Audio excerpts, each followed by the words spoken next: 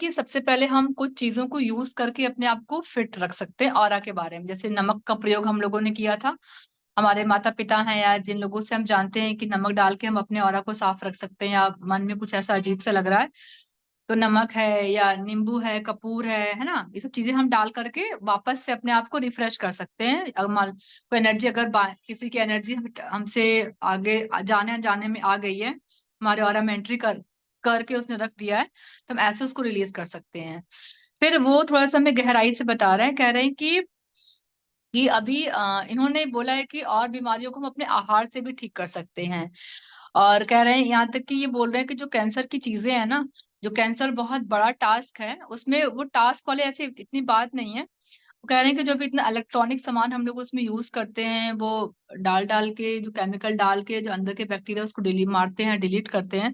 कह रहे हैं कि अब उसकी जरूरत नहीं। ऐसे ऐसे हमारे फूड हैं, प्रोसेस फूड फूड के बिना, उसका अगर रॉ ले लें, अगर हमें उसकी जानकारी मिल जाएगी तो हम भी अपनी बीमारी को ठीक कर सकते हैं। इन्होंने कुछ ये आहार के थ्रू बताया हुआ है। और फिर ये बता रहे हैं कि योजना में हस्तक्षेप किए बिना रहना। मतलब कि अगर बीमार, अगर कोई चीज बॉडी में आई है तो उसके, तो वैस रेवती मैम बता रहे हैं कि उसके 3-4 परत है। पहला तो परत ये है कि अगर बीमारी, हम किसी हीलर के पास जाते हैं तो हीलर हमारा क्या करता है कि कुछ हद तक हमारे ऑरा को बैलेंस कर देता है, क्योंकि कुछ चीजें हमारी वहां पे मतलब इकट्ठा हुई रहती है। तो हमारी बॉडी में जो एनर्जी का जो विस्तार है वो प्रॉपर नहीं होता, तो थोड़ी छोटी मोटी बीमारियां हमारे ऑरा को ठीक करने से हमें लगता है कि हमें सही हुआ है, बट वो परमानेंट इलाज नहीं हुआ होता है। एक तो उन्होंने पहला स्टेज ये बताया है कि अगर हीलर ने हमारा ऑरा को ठीक कर दे तो हमें थोड़ा आराम मिलता है, लेकिन कंप्लीटली हमें उसमें रिलीफ नहीं मिलता है। और फिर बोल रहे हैं कि कभी कभी ऐसा होता है कि हम लगातार किसी डॉक्टर के पास गए हुए हैं और हमें बिल्कुल भी आराम नहीं। जैसे मेरी मम्मा है, उनको मैं जब से, मुझे लग रहा है कि काफी टाइम हो गया, उनको 10-12 साल से कई टाइम हो गया। उनको घुटने में, कमर में आज भी दर्द है, डॉक्टर अर्थराइटिस का शिकायत बताए हैं, बहुत कुछ बताया उन्होंने। बट अभी उनको भी ज्यादा ध्यान का भी ना, वो क्या बोलते हैं, विश्वास नहीं है। विश्वास इन द सेंस कि उसमें बहुत सारी ट्रिक काम आती है, ध्यान से भी अ, उसमें थोड़ा टाइम लगता है ध्यान को समझने। सबसे पहले ध्यान को समझने का मतलब ये है कि अगर हम ब्रीथ के साथ बैठे हैं, तो अगर आपकी चीजें 10 साल 12 साल से ऊपर आ रही और आप मेडिसिन भी ले रहे हो, मैंने कल ही बात की थी कि अगर ऐसे साधक जो ध्यान में आए हैं और लंबा टाइम उनका चला हुआ है मेडिसिन का, तो वो एकदम से ठीक नहीं होंगे। पहली बात तो ये कि ये ध्यान में जो टेक्निक दी गई है ना, सिंपल ब्रीथ को सुनना, कुछ नहीं करना, ये कहीं ना कहीं एक एक डाउटफुल मूवमेंट लगता है। जो हमारे पेशेंट हैं, जो जिनको बहुत दिनों से बीमारियां हैं, है ना, वो नहीं ठीक कर पा रहे हैं। और बहुत से लोग ठीक भी कर ले रहे हैं, ऐसा नहीं है। जो लोग ठीक कर पा रहे हैं, वो हो सकता है कि क्योंकि पीएमसी हिंदी मैं इसलिए बार बार जोर देती हूँ, क्योंकि पीएमसी हिंदी एक बहुत एनर्जी फ्लो करने वाला चैनल है। मैं किसी और चैनल के बारे में कभी बात नहीं करती हूँ, क्योंकि वो पीएसएम का एक हिस्सा है। और हम सब जितने भी ध्यानी हैं, वो सभी लोग पीएसएम के ही अंतोगत्वा लास्ट में जाके वहीं जाएंगे। तो अगर जो भी बीमारियां आती हैं उसके कई स्टेज होते हैं। पहला तो हमें विश्वास करना, दूसरा हमें अपने आप को चेंज करना है। तो अगर किसी की बीमारी लगातार 15 साल 20 साल मेडिसिन भी खा रहे हो और ध्यान भी कर रहे हो, फिर भी नहीं जा रहा है, तो फिर आपको बीमारी से बात करनी है। इन्होंने इसमें यही बताया है, जब आप अपनी बीमारी से बात करोगे, जिस पर्टिकुलर ऑर्गन पार्ट में है, दे विल टॉक यू। वो ऑर्गन बात करते हैं, वो आपको सिंबलाइज भी करते हैं कि अब आपको ये नहीं खाना, ये नहीं सोचना है। लेकिन उसका इंट्यूशन हम किस तरह पहचाने? तो ऐसे पहचानने के सबसे पहले तो हमें मन को खाली करना है। और मन को खाली करने का बस एकमात्र रास्ता ये कि हमें ध्यान को महसूस करना पड़ेगा। हमें अपनी सांस जब हम महसूस करते जाएंगे आधे घंटे 1 घंटे के लिए, तो हम उस प्रोसेस में उतर पाएंगे। वो ये कह रहे हैं कि कभी कभी ऐसा होता है कि हमारा बीमार, यानी कि हम चूज करके भी आते हैं इस बीमारी को।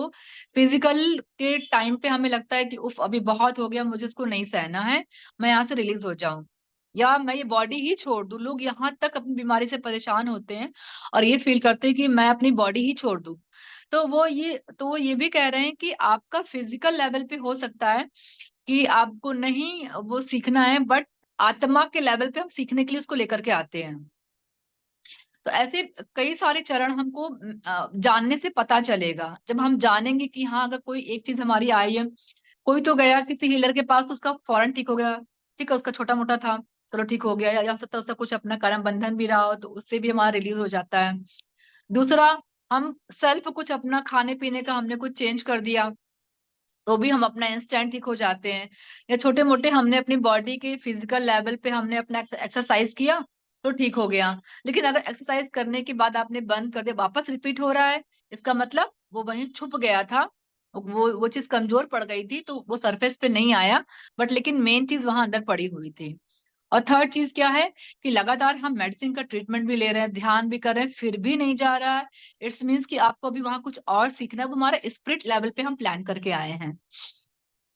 तो इस तरीके से उन्होंने हमें ये उदाहरण दिया है। फिर तो बैस बोल रहे हैं कि कुछ ऐसे लोग भी हैं जैसे जो जो कोमा में बैठे हैं, जो मतलब कोमा में चले गए, हमें ऐसी न्यूज आती है कभी कोमा में, उनके लिए क्या करना है। तो कह रहे हैं कि उनके लिए भी यही चीज है कि आप प्रार्थना कर सकते हो उनके आत्मा के लेवल पर। और फिर तो बस ये भी कह रहे हैं कि आप लाइट भी भेज सकते हो। आई डोंट नो आप लोग को लाइट का पता है कि नहीं पता है, बट अभी बहुत सारी लाइट की इंफॉर्मेशन हम सबको मिल रही है। लाइट हाउस होती है, वहाँ एक प्रकाश की तरह पूरा खंबा होता है, वो हमारे सहस्रार में जाता है। और जहां जहां हीलिंग, जैसे व्हाइट लाइट क्या है, वो हीलिंग का ही है। ग्रीन लाइट क्या है, हमारे लव का है। ठीक है, वॉयलेट लाइट भी हमारे करुणा सहानुभूति का वो भी है। तो ऐसी जो जो बहुत सारी लाइट्स वगैरह, लाइट के बारे में जब हम जानकारी लेंगे तो उससे भी क्या कहते हैं, बहुत सारी हीलिंग हमारी हो सकती है। लेकिन इन सबको ना फील करने के लिए हमें ध्यान में सीखना पड़ेगा, सुनना पड़ेगा। तब हम ये सब प्रार्थना, किसी के लाइफ में इंटरफेयर, या हम इंटरफेयर कर रहे हैं कि मदद कर रहे हैं, इसमें आप डिफरेंस पता कर पाओगे। तो बैस कह रहे हैं कि अगर कहीं कुछ ऐसा है भी, कहीं आपको मदद करने का महसूस हो रहा है, तो आप वहां लाइट भेज सकते हो, प्रकाश भेज सकते हो। बाकी फिर वो जो सोल है, जिस जो पर्टिकुलर आपके साथ वो इंफॉर्मेशन या मैसेज आया है, तो वो फिर अपना काम करेगी। ये हमारे तो बैस कह रहे हैं। फिर ऐसे ही इन्होंने एग्जाम्पल दिया हुआ है, बीमारियों से बात करने का दो तीन एग्जाम्पल मिला है। कह रहे हैं कि नल्लूर में एक आनंद राव जी हैं, और अगर हमें इसका रिजल्ट आया है ना, तो हम ये पता कर सकते हैं कि वो इंसान सच में अपनी बॉडी के सेल से कितना कामफुल उसने बात किया हुआ है। क्योंकि अगर कोई बीमारी का मैसेज सुबैस ने हमें किसी मास्टर के थ्रू बुक में छपा हुआ है, तो हमें उसकी गहराई भी समझनी पड़ेगी। तो कह रहे हैं कि जो आनंद राव जी हैं, एक बार क्या हुआ कि वो कंप्यूटर में काम करते हैं, उनके कूहनी में बहुत दर्द हो रहा था, तो वो कंप्यूटर पे बैठ ही नहीं पा रहे थे। और उनका फिर इससे काम बहुत पीछे हट रहा था। तो उन्होंने बोला कि अपने दर्द से बोला कि तुम्हारा क्या काम है मेरी बॉडी में, तुम जाओ, और तुम मेरे काम में बहुत देर करवा रहे हो। उन्होंने ऐसी अपनी अपनी बॉडी से बात किया, जिस पर्टिकुलर ऑर्गन में उनको प्रॉब्लम थी उनसे बात की। और जब जॉब का टाइम आया, जब वो अपने वहां पे बैठे होंगे चेयर पे अपने उसके कंप्यूटर के साथ में, उनका दर्द गायब। तो ये बहुत अजीब भी लगता है ना। तो ये अजीब नहीं है ये, क्योंकि मुझे ऐसा लगता है कि आप तक ये इंफॉर्मेशन पहुंचाने के लिए जो गहराई चाहिए, मेरी उसकी तैयारी पहले करवा दी जाती है मास्टर्स के थ्रू। तो मैं एक दिन अचानक से ऐसी रात में थी, तो मैं 8 बजे आशा मैम की क्लास में पता नहीं कैसे पहुंच गई। तो वहां पे वो पर्टिकुलर ऑर्गन से बात हो रही थी। तो मैं देख रही थी कि मतलब मेरे पास वो डाउनलोड वीडियो था। तो मैं देख रही थी कि उसमें 3 4 जो मेंबर्स थे, जो हमारे मास्टर्स बैठे हुए थे, तो कोई कोई अपने किडनी से कनेक्ट हुआ। तो किडनी ने बताया कि आपको मूंगफली के पीनट्स नहीं खाने हैं, वो अब मुझे अभी सूट नहीं कर रहा है। फिर किसी की बॉडी पार्ट्स ने बोला कि आपको मांसाहार नहीं करना है। मतलब कि मैं हैरान थी कि बॉडी ऐसे कैसे बात कर लेती है, क्योंकि तब मेरी चेतना का विस्तार नहीं हुआ था। ध्यान करती थी, बट पर्टिकुलर ऑर्गन बात करते हैं, वो सेल्स होती है, मेमोरीज होती हैं कई जन्मों की। तो मुझे अब जानकारी मिली है। तो मेरी तैयारी वहीं से कर दी गई थी। तो आज जो आनंद राव की जो बात है ना, कि दर्द से बात के दर्द चला गया, तो अगर मैंने उस वक्त वो विजडम नहीं लिया होता, तो मुझे समझ में नहीं आती ये बात। तो यस, ऑर्गन्स बात करते हैं। और आपकी जो चीजें आपकी बॉडी में हैं, अगर आपको कहना आ गया, विश्वास करना आ गया, तो वो अपने आप चले भी जाते हैं, या फिर वो कैसे जाएंगे वो आपको बता देंगे। तो जो हमारे आनंद राव मास्टर हैं, उनका जो कुहनी का प्रॉब्लम है, उन्होंने ऐसे ही सॉल्व किया। फिर हमारी रेवती मैम है, वो रेवती मैम भी बता रही है अपने बारे में कि एक बार वो अपने कहीं रूम में बैठी थी तो उनकी फ्रेंड आई हुई थी संध्या, और उन्होंने किताब लाने को बोला तो झट झट से उठी, तो उनकी जो उनका अंगूठा था उसमें चोट लग गई तो खून बहने लगा। अब संध्या मैम को लगा कि वो अच्छी खासी बैठी थी, मेरी वजह से उठी और उनको चोट लग गई, तो बहुत हर्ट थी वो। तो जो रेवती मैम है उन्होंने बहुत प्यार से बोला कि नहीं मुझे कोई चोट नहीं लगी, वो ठीक हो गया है। ये कम्युनिकेशन, जो उन्होंने इतना ये वर्ड जो कम्युनिकेट किया संध्या से, संध्या मैम से जो उन्होंने कम्युनिकेट किया जो अपने बॉडी पार्ट से, उसी समय उन्होंने उसको हील कर दिया। वो जो चोट लगी भी थी ना, उस चोट ने भी सुना, उस अंगूठे ने भी सुना, उन्होंने अपना ब्लड ब्लड साफ वाफ किया, लेकिन उतना उनको पेन था ही नहीं। और जो एक झंझनाहट सी थी उनको, उसमें एक एक आनंद फील हो रहा था। लेकिन अब संध्या मैम, वो शायद जैसे जब हम ध्यान ही नहीं थे, हमने नहीं पढ़ा था, तो हम लोग वैसे रहे होंगे ना, अरे यार मेरी वजह से लग गया।